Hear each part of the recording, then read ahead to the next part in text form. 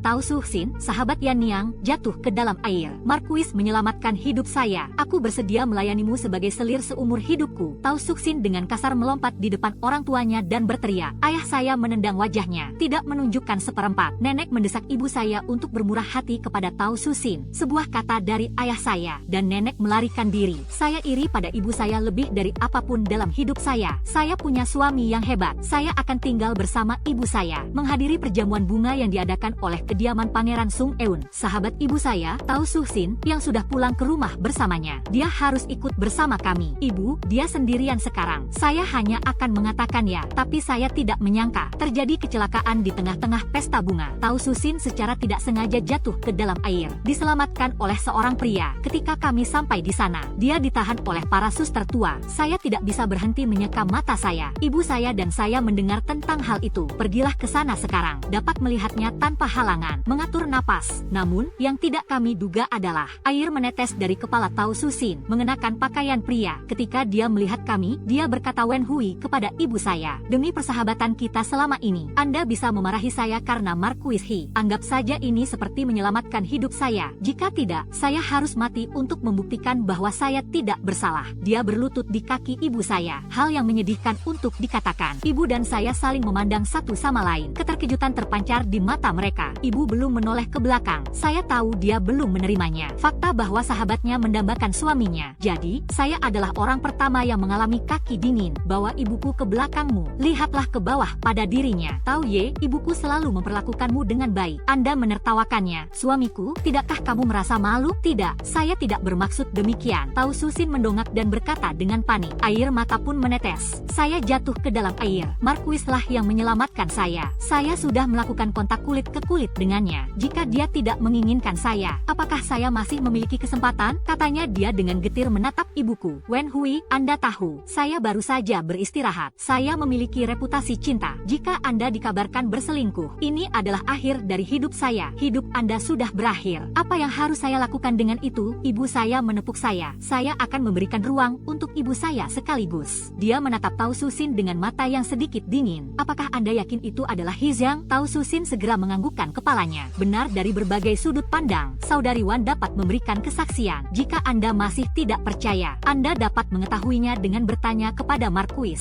Saya melihat betapa yakinnya dia. Saya juga curiga, apakah itu benar-benar ayahku? Namun di dalam hati saya masih memiliki secercah harapan. Dengan marah, Anda dapat menemukannya jika Anda mau. Jika itu benar-benar ayahku, kenapa kau tidak meninggalkan ayahku sendiri? Saya akan mengantar Anda kembali ke rumah. Sang Marquis telah berbicara. Izinkan saya datang kepada Anda. Selama Anda setuju. Dia baik-baik saja dengan hal itu. Tao Suxin tidak berbicara dengan saya, tapi tangan dan kaki saya terasa dingin, merangkak ke arah ibu saya seperti seekor anjing. Wen Hui, tolong aku, tolong aku. Aku hanya punya nama, ketenangan pikiran yang mutlak. Saya tidak akan bersaing dengan Anda untuk mendapatkan dukungan Marquis. Dia bertingkah menyedihkan, kecil dan rendah. Apa yang terjadi di sini? Saat ini, Nyonya Ching Eun Gong membawa para wanita bangsawan dan wanita bangsawan yang datang untuk mengikuti ujian. Mereka semua penasaran. Tao Suxin hanya memohon kepada ibuku dengan sedih. Dia tidak menjawab pertanyaan Nyonya Ching. Namun dia tidak mengatakan bahwa dia memiliki seorang advokat. Adiknya, Man Sei, sedang menuangkan kacang. Saya menceritakan semuanya dan membuatnya terlihat seperti harus melakukannya. Anak kecil yang malang yang harus puas dengan ayah saya. Mereka membuat ibu saya terlihat seperti seorang pengganggu. Dia adalah wanita kejam yang tidak akan membiarkannya hidup. Lady Ching selalu berselisih dengan ibu saya. Saya dengar dia sangat mengagumi ayah saya saat masih muda. Tapi ibu saya mengalahkan saya untuk itu. Itulah mengapa dia mengincar ibu saya selama ini. Saya melihat wajahnya penuh dengan kesombongan. Dan dengan mulut yang benar, dia mengatakan bahwa Zhong Menhe, disitulah letak kesalahan Anda. Meskipun Marquis berusaha menyelamatkan, namun, Nona Tao dilaporkan kepadanya demi kehormatannya. Jika Marquis tidak bertanggung jawab, bagaimana dia bisa hidup mulai sekarang? Dia baru saja diistirahatkan, mendapat kritik keras. Apakah Anda harus memaksanya untuk mati? Ini adalah sesuatu yang bisa saja Anda tidak setujui karena cemburu. Dan saya tidak bisa membiarkannya begitu saja. Katanya dia memegang tangan Tao Suxin dan berkata, Tao gadis besar, jangan khawatir, aku akan membiarkan keluarga He memilikimu. Wen Huixin, apa yang terjadi hari ini terjadi di rumah saya. Saya tidak bisa hanya duduk dan tidak melakukan apa-apa. Jika tidak, bagaimana saya bisa menjelaskan kepada keluarga Tao? Ibu saya menyentuh manik-manik di pergelangan tangannya. Angkat kelopak mata Anda dan lihatlah Nyonya Jiang. Apa yang kau inginkan? Itu adalah urusan keluarga Anda. Jika Anda Anda berpikir tidak ada seorang pun yang akan menyajikan teh untuk Anda di halaman belakang Lord Qing. Anda bisa membantunya. Lady Zhang mengendus, menjadi marah. Saya mencoba untuk bersikap baik. Adalah He Zhang yang melakukan hal ini. Dia seharusnya bertanggung jawab. Tidak heran jika dunia mengatakan bahwa Anda cemburu. Tapi Anda bahkan tidak bisa mentolerir selir. Saya mengendusnya dan langsung menghukumnya. Tidak heran jika dunia mengatakan Nyonya Zhang bodoh. Cukup benar jika dia dapat memasuki rumah Marquis of Loyalty berdasarkan kata-katanya. Bukankah halaman belakang Marquis akan terisi penuh? Sudut mulut ibu saya melengkung dalam senyuman sarkastik, menjatuhkan tangannya dan menatap Tao Susin. Lucu untuk bertanya tentang bayi. Itu benar. Anda bilang suami saya masuk ke dalam air untuk menyelamatkan Anda dan bersentuhan langsung dengan Anda. Di mana buktinya? Seperti kata pepatah, tangkap pencuri dan ambil rampasannya. Menangkap basah pasangan yang sedang berzina. Hanya ada satu orang yang basah di sini. Di mana suami saya? Tao Susin menarik pakaian di tubuhnya. Saya terisak dan mengatakan bahwa Marquis dia menyelamatkan hidup saya. Saya akan segera berganti pakaian. Tidak berhenti. Saya mengerjapkan mata mendengarnya. Berarti kuil Tao, Disfold Norwegia. Ayolah, kau sudah tua. Bisakah kita tidak melakukan hal yang biasa dilakukan oleh anak remaja? Wajah Tao Susin menegang. Tangannya menarik-narik pakaian di punggungnya. Saya tahu apa yang dia maksud. Saya ingin mengatakan bahwa pakaian tersebut adalah milik ayah saya. Ini adalah bukti. Tapi dia tidak bisa mengatakannya sendiri. Saya takut disebut tidak tahu berterima kasih. Saya takut ayah saya akan menolak saya. Keduanya, dia sudah menjadi pengkhianat bagi ibu saya. Dia mencoba menjadi orang yang tidak bersalah. Karena dia tidak akan mengatakannya. Saya yakin saya juga tidak akan mengatakan apa-apa. Melihat siapa yang bisa menjaga ketenangan mereka. Tapi aku tidak mencicit. Nyonya Zhang langsung mengambil keputusan untuknya. Dia mengenakan jubah pria. Bukankah itu sudah menjelaskan semuanya? Ibu saya juga memperhatikan jubah itu. Melihat-lihatnya. Seketika itu juga, wajahnya membiru. Beritahu pelayan Jinju untuk memanggil Marquis. Mari kita letakkan mereka di depan satu sama lain. Saya sedikit terkejut, Ibu. Mungkinkah jubah itu benar-benar milik ayah saya? Tapi saya belum pernah melihatnya memakainya. Tapi Ibu menatap lurus ke arah gaun itu. Saya tidak bisa mengatakan betapa jeleknya wajah saya. Wen Huixin, 1910-1995, istri kedua Mao Zedong. Saya lihat Anda mengenali pakaian Marquis dia juga. Sekarang Anda tidak akan membantu. Yah, dia tidak bisa. Nyonya Zhang sombong. Saya merasa tidak enak dengan hal itu. Sampai semuanya menjadi jelas. Saya tidak ingin keluarga saya ditertawakan. Wajah ibuku. Anda tidak bisa menginjaknya begitu saja. Saya membisikkan beberapa kata kepada pelayan Chunju. Bagaimana kabar gadis itu? Chunju bertanya dengan curiga. Pergi saja. Jiang Ryu mencoba mengolok-olok ibuku. Saya akan menunjukkan kepadanya apa itu lelucon yang sebenarnya. Bunga krisan musim semi yang baik diam-diam menarik diri dari keramaian. Saya mengerutkan bibir saya. Saya memberitahu ibu saya. Apa yang dikatakan oleh sebuah gaun, melarikan diri setelah diperbaiki. Anda menghubunginya. Saya sering mengajaknya untuk tinggal bersama saya. Jika dia diam-diam bernafsu pada ayahku sejak lama. Seberapa sulitkah mencuri sebuah gaun? Dan saya ingat ayah saya pergi hari ini. Saya mengenakan tunik putih bulan sabit. Ini bukan antrasit. Semua orang saling memandang dengan tidak percaya. Dan mereka semua ingat. Bukan itu yang dikenakan ayah saya hari ini. Ini jelas bukan Marquis He. Saya juga ingat itu. Pakaian adalah warna yang salah. Wajah Nyonya Zhang langsung terlihat buruk. Tapi wajah ibu saya masih jelek. Juga dilaporkan di jalan keluar untuk berjaga-jaga. Aku punya jubah biru berasapnya dalam keadaan siaga. Ah, saya mendengarnya. Tarikan bibir yang canggung. Kamu selalu pintar, Ibu. Mengapa otak saya tidak berfungsi hari ini? Aku mencubit ibuku. Tanyakan kepada ibu Anda dengan tenang melalui gigi yang terkatup. Apa yang terjadi dengan Anda hari ini? Tapi kata-kata ibu saya selanjutnya. Tetapi hal itu membuat saya menyadari apa yang dia pikirkan. Itulah mengapa Anda harus terbuka dan jujur, lengkap dan tidak terganggu. Saya hanya mengatakan yang sebenarnya. Menyembunyikan sesuatu tidak akan membawa Anda kemana-mana. Dia bilang dia meremas telapak tangan saya, menguraikan kataan di tangan saya. Saya langsung merasa lega. Saya yakin ibu punya rencana sendiri. Saya hanya harus menunggu. Tak lama kemudian, ayah saya kembali dengan tangan terlipat. Mereka diikuti oleh sejumlah pria yang datang untuk menyaksikan keseruan tersebut. Ayah saya melihat ibu saya. Kemarilah sekarang. Dia tersenyum dan berkata bahwa Marquis telah menyelamatkan hidup saya. Aku bersedia melayanimu sebagai selir seumur hidupku. Tao Susin menyela dia. Dia menjatuhkan diri di depan orang tuanya dan menangis. Wajah ayah saya terkejut. Ibu saya menoleh untuk menatapnya. Mendengus dingin pada utang yang telah Anda timbulkan. Anda sendirian. Ayah saya menggigil mendengar suara dingin ibu saya. Cepat bersembunyi di belakang ibuku. Jangan mengarang rumor. Itu tidak benar. Saya tidak kehilangan akal sehat. Kenapa aku harus menyelamatkanmu? Dan jika ada sesuatu yang dapat menyelamatkan Anda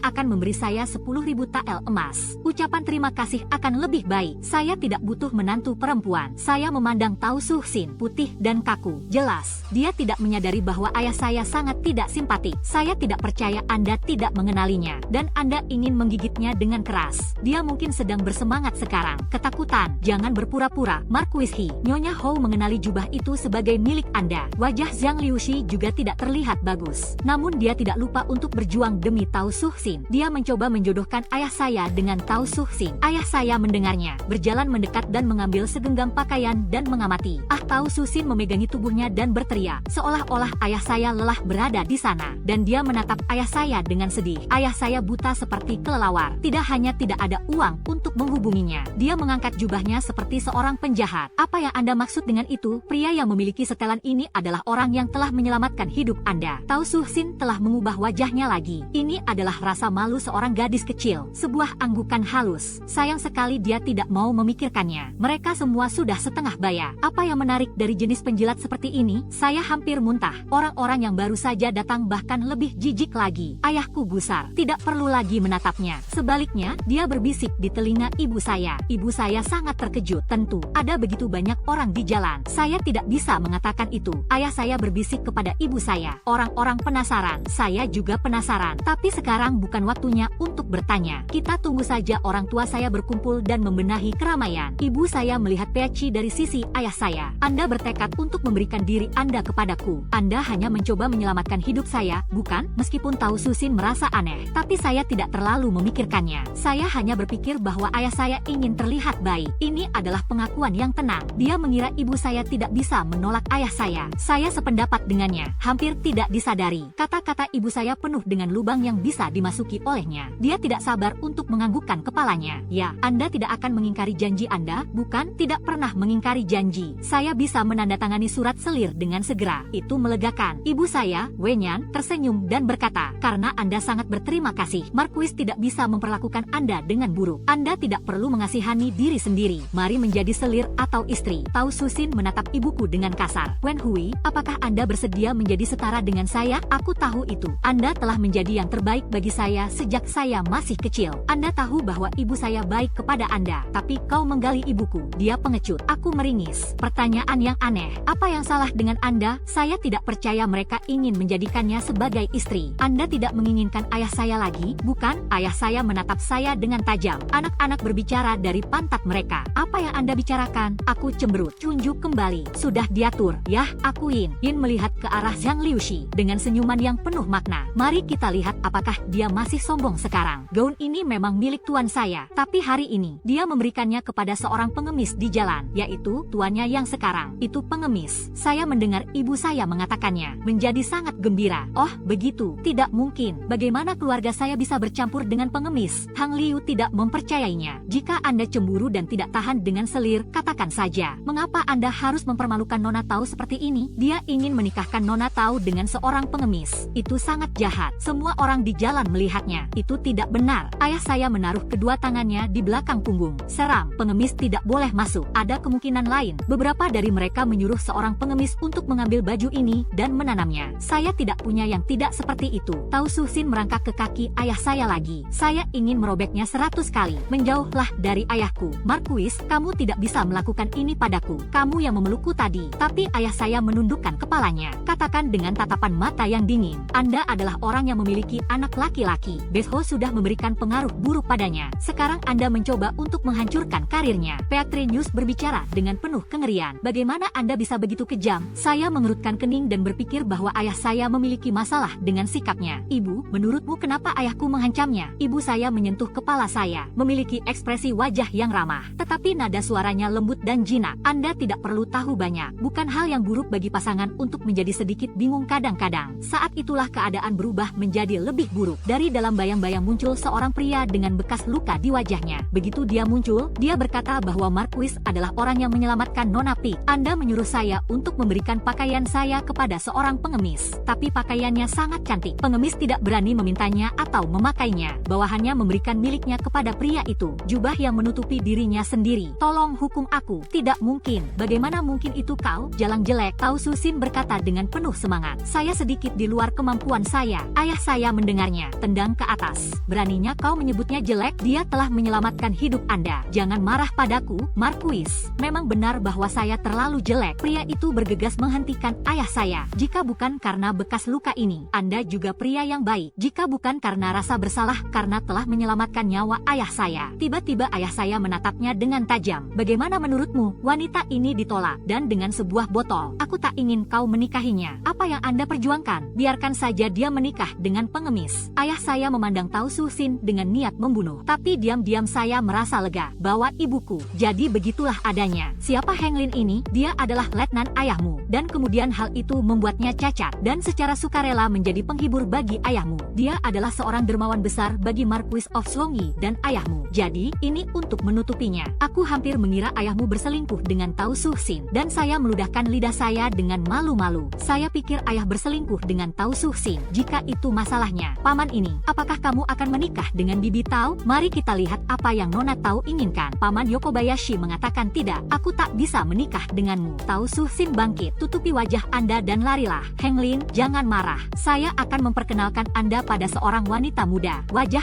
ayah saya muram. Melihat ke arah kiri Tao Susin, jangkau dan tepuk pundaknya. Kenyamanan Heng Lin. Dia tertawa getir dan berkata, beginilah penampilan bawahan saya. Saya tidak pernah menginginkan seorang istri dalam hidup saya. Jangan repot-repot. Kalau begitu paman salah. Anda tidak bisa menilai buku dari sampulnya. Paman tidak memiliki penyakit tersembunyi. Dan dia adalah seorang petarung yang baik. Dan dia punya pekerjaan yang harus dilakukan. Saya yakin saya akan mendapatkan istri dengan uang itu. Aku menghiburnya. Dan Penrin mengatakan bahwa saya tidak menginginkan seseorang yang hanya mengejar uang. Demi kekuasaan dan milik saya. Jadi cinta yang mereka inginkan. Aku tersenyum canggung. Maafkan keponakan saya yang berbicara di luar topik. Kerumunan orang menyaksikan sebuah lelucon. Mereka semua membenci kekuatan Tao Susin. Tapi melihat wajah Heng Lin, mereka semua tersipu malu. Kita semua menuju pintu bersama. Keluar dari pintu depan. Saya melihat kepala pelayan keluarga Zhang berlari masuk. Dia mengatakan sesuatu kepada Zhang Liu. Wajah Zhang Liu pucat. Bawa aku ke sana. Saya tahu bahwa perselingkuhan Sung Eun Gong telah terungkap. Aku memiringkan bibirku ke arah Zhang Liuji. Naik ke dalam gerbong dengan terburu-buru. Sambil menarik ibu saya, ia berkata, mengapa kita tidak pergi dan menyaksikan keseruannya? Ibu saya mengangguk-angguk dengan cemas. Apa hubungan nakal dengan itu? Kemana semua orang ini pergi? Ibu saya pikir tidak apa-apa. Sebagai hasilnya, kami mengikuti kerumunan orang dan mengikuti kereta Zhang Liuji. Melewati jalanan yang panjang. Ini adalah halaman kecil yang sepi di bagian utara kota. Perintah Zhang Liu kepada para tamu rumah. Menendang pintu gerbang dan bergegas masuk. Di dalam, King Eun Gong sedang membuat tembikar dengan seorang wanita. King Eun Gong memeluk wanita itu dari belakang. Dan tangannya melingkari dirinya. Bersama-sama, mereka berdua menyalakan cetakan. Aku menarik ibuku. Belum lagi, Cheng Eun Gong ini cukup baik dalam pekerjaannya. Betapa romantisnya. Saya tidak bisa tidak mengucapkan sebaris kalimat perasaan yang luar biasa. Sangat melekat. Zhang Liushi memelototi saya. Kemudian wajah penuh kekecewaan. Aku mungkin menyesal telah datang. Saya tidak percaya Anda membuat kami tertawa. Tapi dia tidak peduli. Bergegas dan merenggut gadis yang ada di pelukan Cheng Eun Gong. Tapi Kasim Cheng mendorongnya ke bawah. Apa yang kamu lakukan? Apa yang saya lakukan? Aku akan mendapatkan goblin kecil ini. Anda menghabiskan waktu Anda di rumah-rumah kaca dan kuil-kuil. Saya tidak akan mengatakan apa-apa. Tetapi Anda berada di sini untuk menjalankan bisnis keluarga yang lain. Kemudian Zhang Liushi berteriak, bagaimana kamu bisa menghadapi saya? Dia tidak mempengaruhi Anda dengan cara apapun. Anggap saja saya sebagai pelacur. Ketika saya mendengar apa yang dikatakan oleh Kasim Cheng, mengerutkan kening. Pria ini tidak punya harapan. Aku melihat lagi pada gadis bernama Yun Weo. Dia menjadi pucat ketika mendengar apa yang dikatakan oleh Kasim Cheng. Dia tahu apa yang dia lakukan. Setelah beberapa saat, saya mendapat ide. Berlututlah tepat di depan Zhang Liushi. Menangis, nyonya. Saya tidak tahu kecoak memiliki keluarga.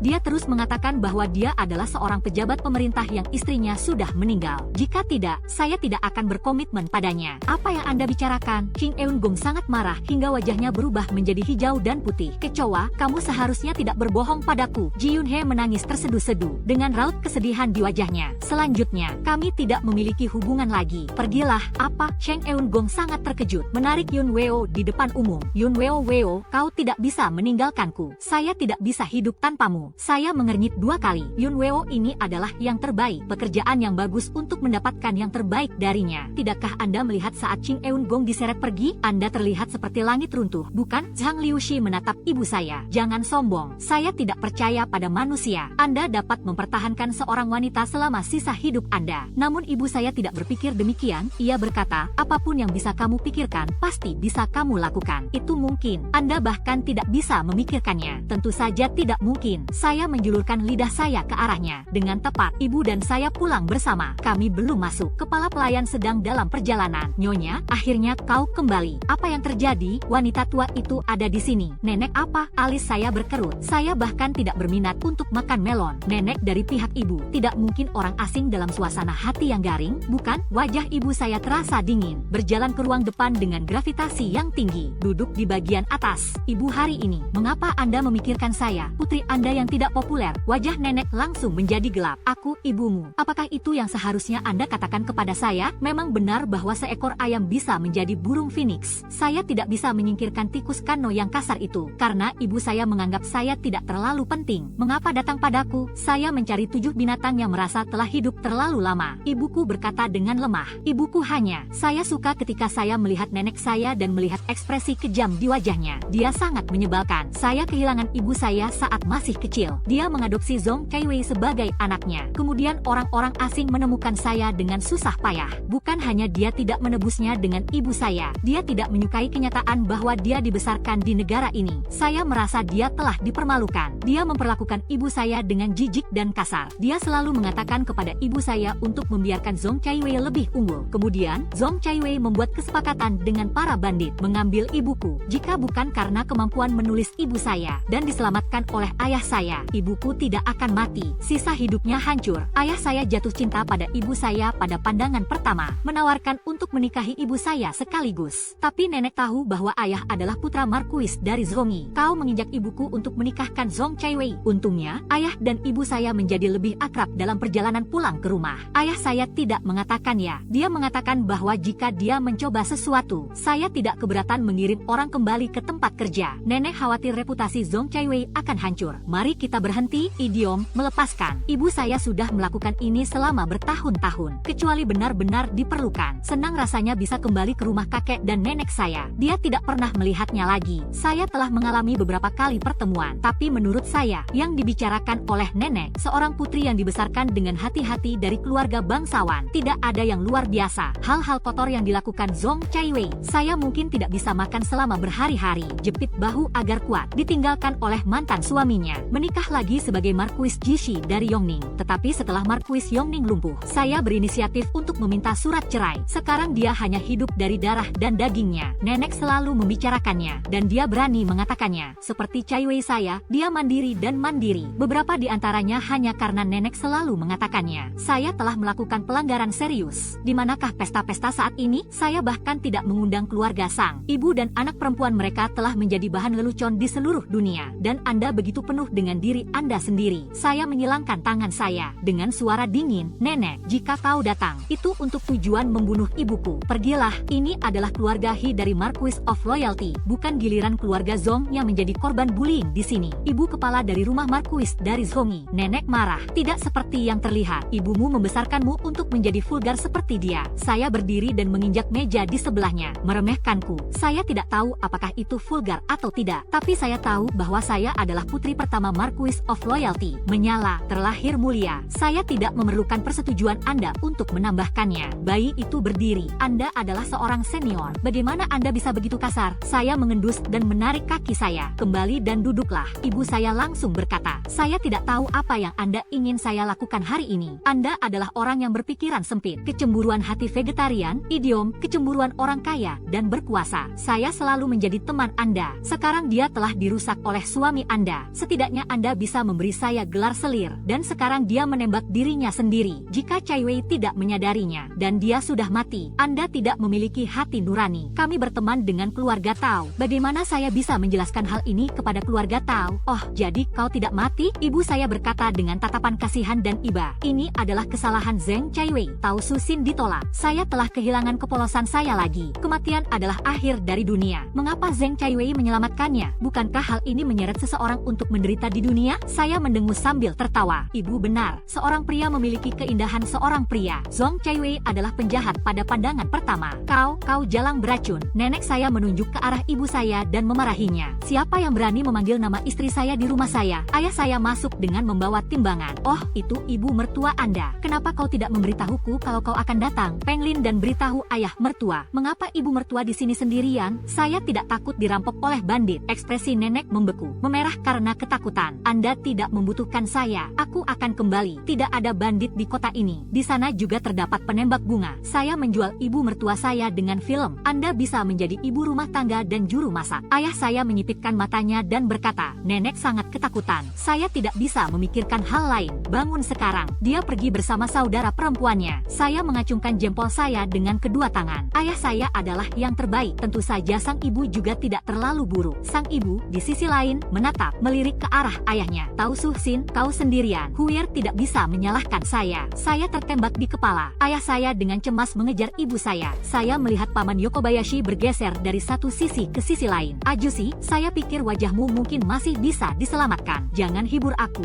nak. Saya menegakkan wajahnya. Ini adalah hal yang baik. Mata saya kembali berputar di kepala saya. Tapi Anda harus memberitahu saya. Siapa yang menyelamatkan Peak Blossom Heart hari ini? Tidak ada siapa-siapa. Hanya dia yang memainkan perannya. Lalu mengapa Anda mengakuinya? Karena saya yang memakaikan baju itu kepadanya. Saya menemukannya di dalam air dan berenang kembali. Saya tidak terlalu memikirkannya. Dia mengenakan pakaiannya. Jadi, hal itu memberinya kesempatan. Itulah mengapa saya maju. Bagaimanapun juga, memang benar bahwa saya membuat Marquis mendapat masalah. Aku mengangguk. Oh, begitu. Jangan khawatir. Saya akan membuatkan resep untuk Anda. Anda tidak akan mendapatkan bekas luka. Saya tidak sabar menunggu hari berikutnya. Saya akan memberinya obat yang saya buat semalaman. Ayah tahu saya akan merawatnya. Biarkan dia mengikutiku. Saya telah merawatnya selama 2 bulan. Akhirnya, bekas luka di wajahnya hampir hilang. Sekarang, hanya ada tanda merah muda yang samar-samar. Yokoyama Rinshu sekarang terlihat seperti Anda. Saya yakin saya akan mendapatkan seorang istri. Ya, Anda akan terlihat lebih baik daripada Marquis. Ibu saya tidak bisa menahan diri untuk tidak memuji. Ayah saya segera memalingkan wajah ibu saya. Anda tidak diizinkan untuk melihatnya. Saya akan bangun jika harus melihatnya. Saya akan menyentuh alis saya. Saya tidak tahu. Jika Tao Suhsin melihat wajah Heng Lingshu, apakah Anda akan berubah pikiran? Dia tidak memiliki kesempatan. Sekarang dia jatuh cinta dengan pacar Zhong Chaiwei. Zhong Chaiwei beberapa kali bertengkar dengannya karena hal ini. Bahkan jika dia ingin menikah, kami juga tidak bisa menikah. Saya mengasingkan diri selama setengah bulan. Saya tidak percaya hal ini bisa terjadi. Mengapa tidak ada yang memberitahu saya? Apa yang Anda ketahui tentang hal-hal ini sebagai seorang gadis? Ibu saya berkata dengan cara yang tidak ramah. Aku berkedip. Nah, itu kacau. Ini demi kesucian. Jade sedang sekarat dan dalam beberapa hari semuanya berakhir. Memang benar bahwa mereka yang dekat dengan Chu berwarna merah dan mereka yang dekat dengan tinta berwarna hitam. Mari kita lihat ibu saya lagi. Meskipun keluarga ibu tidak membantu, tapi Anda tidak bisa menahannya jika Anda memiliki suami yang kuat. Saya sangat beruntung. Ibu saya mungkin adalah orang yang paling saya iri dalam hidup ini. Secara alami, ibu saya bisa membela dirinya sendiri.